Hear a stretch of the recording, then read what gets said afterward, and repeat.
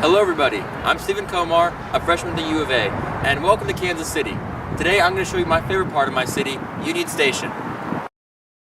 Union Station was designed by Chicago architect Jarvis Hunt. Hunt was chosen in 1906 to design the station, and construction was begun in 1911.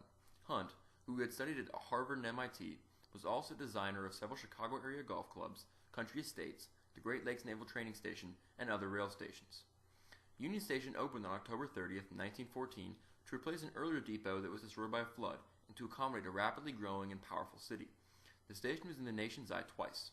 The first time was in 1921, when all World War I Allied commanders arrived at Kansas City for the dedication of the National World War I Memorial. The second moment of national fame was far darker. The station was the site of the Kansas City Massacre, where 4 FBI agents were gunned down in an act of mob violence. This 1933 incident prompted the arming of FBI agents. By the 1970s, Union Station had fallen into disrepair, but a vigorous restoration campaign and unprecedented bi-state tax rescued it and transformed it into the city centerpiece it is today.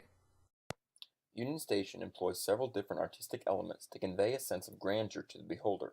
The first thing one notices when looking at the front of the station is the straight lines and sharp angles, giving the structure a formal feel.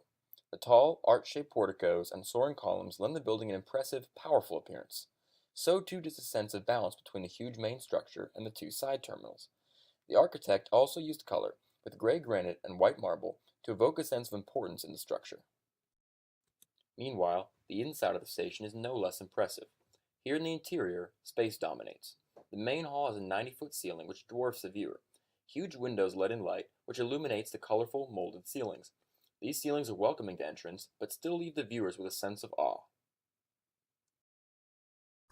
Another way to analyze Union Station's imagery is through a Marxist lens.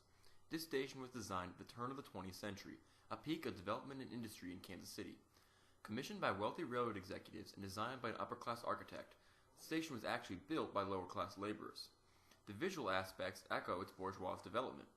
Passers-by feel tiny in comparison to the building's vaulted ceilings and soaring arches. Marx would argue that the scope of this building was meant to remind people of their insignificance. Historically, Union Station fits within several art historical movements. The design of the station is influenced by neoclassicism. This has been a common architectural school in the U.S., having its foundations in the classical Republican ideals of the American Revolution. Neoclassicism is especially common in large public buildings in the U.S., like Union Station. Elements of neoclassical architecture in the station include the large Doric columns that adorn the front and the white stone from which the structure is built. The round medallions along the top of the station's exterior also evoke Greek metapiece. More specifically, Union Station belongs to the Beaux Arts style of architecture. This style originated in France around the middle of the 19th century and heavily influenced U.S. architecture around the turn of the 20th century when Union Station was being designed.